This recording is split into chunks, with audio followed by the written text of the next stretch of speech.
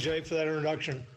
I really do try to complete that crossword puzzle every day, but my wife, Beth, is embarrassingly faster than me, and I will never catch her unbroken completion streak, which as of last night stood at about 2,700. First and foremost, I want to take the opportunity this morning to acknowledge our brave airmen and guardians who are executing the 24/7 movement of cargo and people around the globe in order to support forward deployments, training, and operations. I truly understand how difficult your jobs are in today's environment. During a global pandemic with a hostile authoritarian actor in Eastern Europe and with significant demands and resource constraints. Despite these challenges, you are still executing your jobs admirably and maintaining our national security posture. I am awed when I see the amazing feats our joint military, civilian, and industry teams accomplish every day. As many of you know, I was responsible for DoD logistics when I was at the Office of the Secretary of Defense for acquisition training and logistics. For several years, logistics is a world I have some real appreciation for. That is part of the reason I'm so excited to be speaking to you today to share some of my insights. I'd be there in person if not for a logistical constraint placed on me by the United States Congress. Our Air Force logisticians are often the unsung heroes of our department. And I recognize the incredible importance of what you do every day to ensure our war material and personnel get where they need to go, and that is no easy task. As American and partner logisticians, you are known for getting the details right. Unlike the aggressor forces we have been watching for the last 3 weeks, you know to take enough food and fuel with you on an operation, not to acquire subpar tires, to keep your equipment maintained, even when it's in storage, and to ensure your vehicles and munitions actually work when employed. Thankfully, at least one of our strategic challengers does not have logisticians with your level of professionalism. I had a chance to take a look at the agenda for the conference, and I'm impressed at what your LOA leadership has put together for you. LOA University has focused on much of what we should all really care about: agile combat support, logistics under attack, and supply chain risk management. All three of these are nested under the 7 operational imperatives that I focus the Department of the Air Force on. So please take advantage of the chance to learn during the events here this week. You also have time while you're here to network and receive mentorship from other career logisticians and maintainers. Those connections will pay back dividends over your career because you are stronger together as one team than you are working on your own.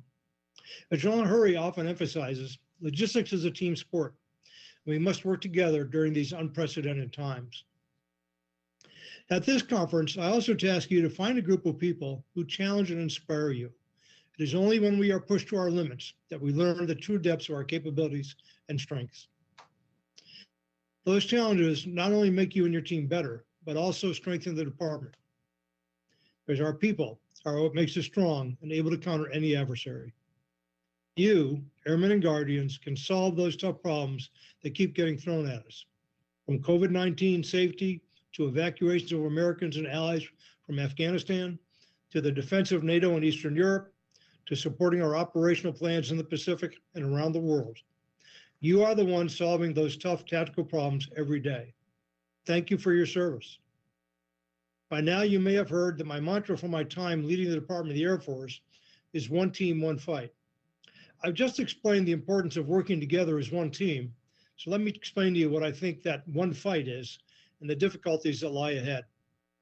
We are challenged by nations like China that have gained technological competency extraordinarily quickly and are rapidly fielding capabilities intended to defeat the United States and its allies. The department must prioritize this pacing challenge and develop the right operational concepts, capabilities, and plans to bolster deterrence and maintain our competitive advantage. This challenge is different than what we may have seen in any previous conflicts and campaigns, particularly over the last 30 years. We cannot continue to think the same as we always have. We have to change, and quickly. We also need a sense of urgency that we must assume a war with Russia or China could happen at any time. We recently saw President Putin violate the core principles that uphold global peace and stability as he invaded Ukraine.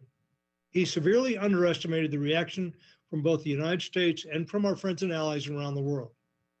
The NATO alliance and democracy are stronger now than they were before he invaded Ukraine.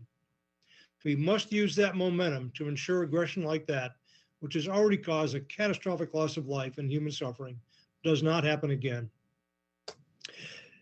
I'm sure you've all heard about my modernization priorities. And no, it's not Russia, it's still China. China is our pacing challenge because no other country has the same capacity to combine all elements of power to mount a sustained challenge to democracy and a stable and open international system. A conflict with China also requires movement across the largest ocean in the world, about 7,000 miles from California to Taiwan, twice the width of the contiguous United States, demanding logistics efforts unparalleled in almost any previous conflict or operation. Let's take a few minutes to think about how we executed logistics during the Cold War, when large-scale American forces were stationed in Western Europe, prepared for a conventional invasion of West Germany by the Soviet Union at any moment, and for possible escalation to nuclear war. During the Cold War, we planned for and frequently exercised the flow of people and material to Europe, conducting large-scale reforger exercises, which involved moving full Army divisions to Europe on an annual basis, both to exercise and train the force and to demonstrate our capacity and resolve to the Soviet Union. In the 70s, ancient history to most of you, I commanded an Army battery in Germany and participated in one of those exercises. We never had to conduct this operation during actual hostilities, however, and the movement of forces was across the Atlantic to a friendly Western Europe. Many years later, when I worked in the Office of the Secretary of Defense, I was responsible for the logistics of the withdrawal from Iraq and drawdown in Afghanistan, and also for the effort that went into supporting the surge in Afghanistan and the response to the initial success of ISIS in Iraq and Syria. I directly oversaw the Defense Logistics Agency and worked closely with U.S. Transportation Command and other organizations that did the tough work to find and operate relatively secure routes into and out of remote areas. I saw firsthand how difficult moving people and cargo in regions far from home into a landlocked country can be. We had to utilize new ways of thinking to solve the problems of transportation through contested territories. We had to change the way we thought and operated from the 30 years prior to that. Based on those experiences, it is clear to me that our service members and logisticians can adapt in response to novel challenges. But it's also clear that we can't assume the global freedom of maneuver we have been able to take for granted for the last few decades will continue. We haven't faced active opposition in the global war on terror. We haven't dealt with the active threat of precision-guided munitions or long-range air-to-air and air-to-ground weapons, such as those that China currently has in its inventory. We will have to be ready to react to these modern capabilities in the event of a violent conflict. Not only do our strategic competitors have advanced weapons, they also must be assumed to have sophisticated and widespread offensive cyber capabilities. As we see in the current conflict between Russia and Ukraine, cyber warfare and information warfare can be just as important as traditional kinetic warfare. In 2015, after the Russian invasion of the Crimean Peninsula, Russia used cyber warfare on Ukraine to test their capabilities. Suspected Russian hackers knocked out electrical power for around 230,000 customers in Western Ukraine. A year later, Russian hackers executed a similar attack on government agencies in the Ukrainian banking system. If you think we aren't susceptible to the same types of attacks, you're wrong.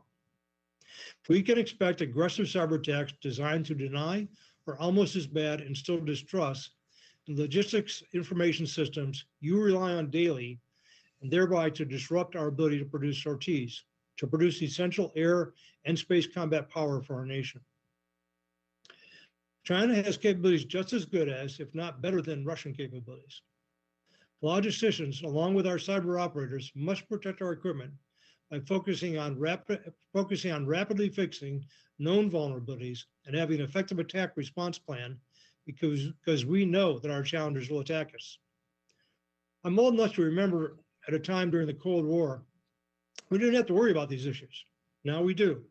We must do everything in our power to increase our chances of surviving probable cyber attacks when in conflict with a strategic challenger like Russia or China. I know the Air Force logistics team that's here today, including General Barry and Major General Hurry, I've been part of the team working the Department of the Air Force's 7 operational imperatives. I recently recounted all 7 of these imperatives at the Air Force Association Warfare Symposium a few weeks ago. They all involve logistics considerations. But today I'll just focus on the ones that hit closest to home for logistics and maintenance professionals like yourselves. These imperatives are meant to help guide our investment decisions, to ensure we accomplish what's necessary to provide forces that can deter or defeat conventional military aggression by a peer or near-peer competitor. The two stressing cases that we'll analyze are a possible invasion of Taiwan and a land assault on a NATO member. We have very visible evidence now that at least one of those is quite possible. So is the other one. Both are characterized by high operational tempos, large numbers of combatants on each side. In these scenarios, decisive military action may take place in a matter of hours, or conflicts as we are seeing can take much longer than operational planners expect. In one case, at least, we know our adversary has been modernizing their force with capabilities systemically focused on the ways they have learned that we fight. Relevant to this group, they have watched how dominant the U.S. military is. If we are given weeks or months to force flow an iron mountain of personnel and equipment into theater. The 2 imperatives I will speak about this morning don't exist in isolation. In fact, none of the 7 exist independently, and there is a logistics implication for each of them. But 2 have logistics as core concerns. Those 2 are resilient forward basing for tactical aircraft and our overall ability to transition from peace to war against a peer competitor.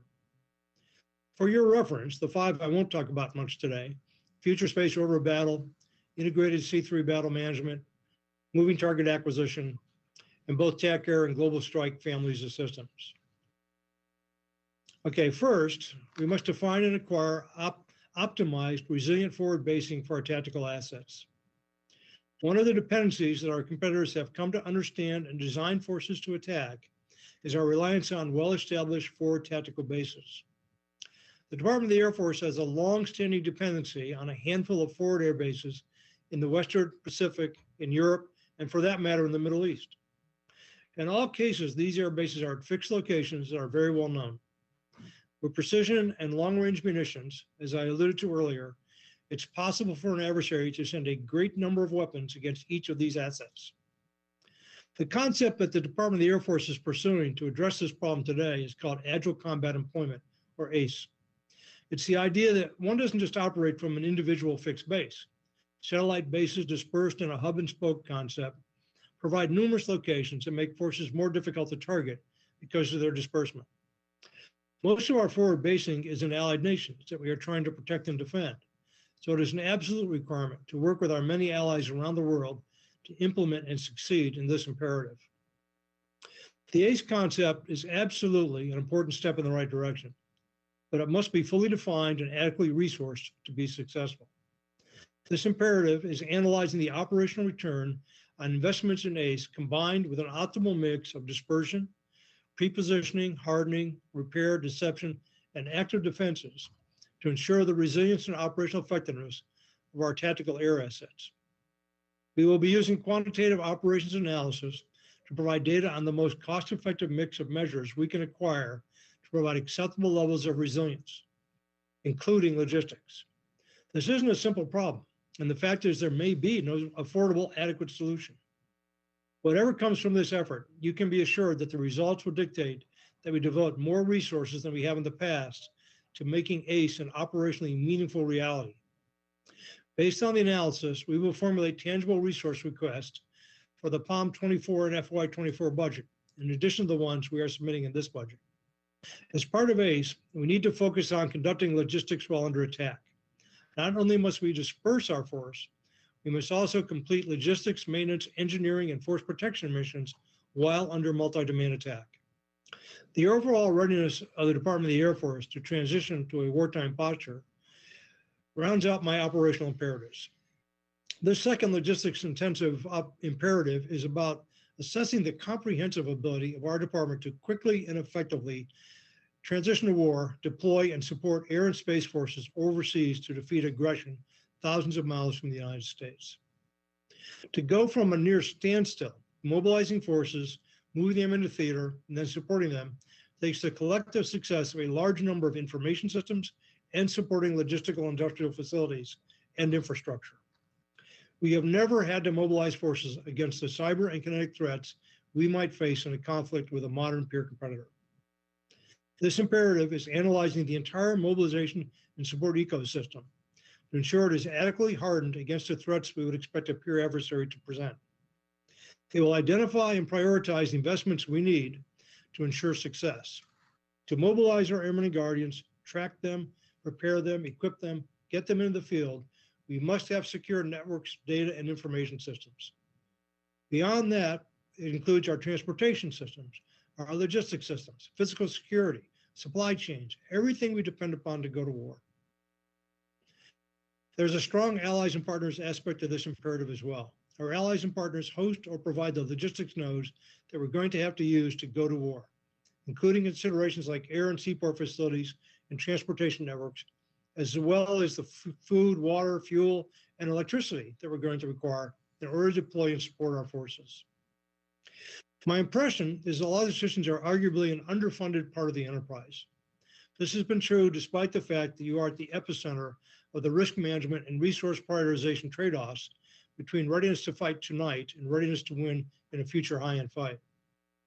When we had uncontested operational superiority and the freedom to deploy globally without significant fear of interdiction, maybe we could afford to accept risk by shortchanging logistic functions. No longer. We all have to internalize the fact that great power competition is possible at any time, that the risk will increase over time as potential adversaries learn and become more capable.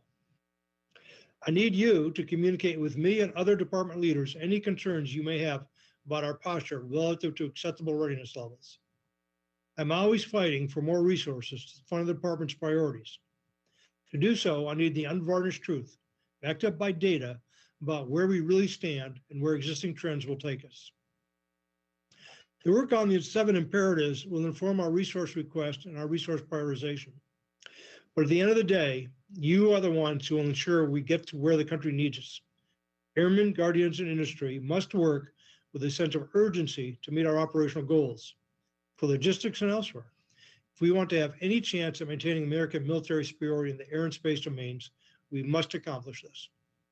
Our team of logisticians, maintainers, and others who enable our airmen and guardians to succeed in any fight must take the initiative to think broadly, creatively, objectively, and strategically to help ensure we get this right. The symposium's theme this year is Leadership, Innovation, Velocity, Excellence, or LIVE. Leadership. Have the confidence to speak up when there is a problem that needs solving.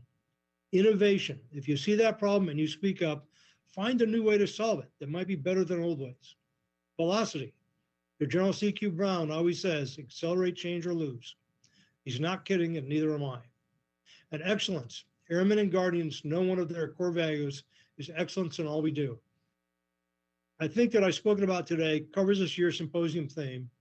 I remind you all in the room with us today that we don't have any time to waste. If you thought we had 30 years or 10 or even 5 to plan and prepare for our next conflict, we have no such assurance. Accelerate your mindset and your decisions while carefully utilizing the resources that you do have today. The Air Force of today is not the Air Force of 30 years ago, when we didn't have peer competitors with growing nuclear stockpiles and long-range precision munitions that could create overseas airfields and logistics facilities. We don't have the privilege of sitting safely at our deployed base, not concerned the enemy will hit our buildings and runways with weapons from thousands of miles away. We don't even have this assurance in CONUS. We must change the way we execute tactically and strategically to ensure we protect our assets and our people from existential threats. We have to change a mindset that has been in place for 30 years. Innovate, lead, and do it fast. And with the excellence America has come to expect from our Department of the Air Force's total force team. Change is hard. Losing is unacceptable. One team, one fight. Thank you.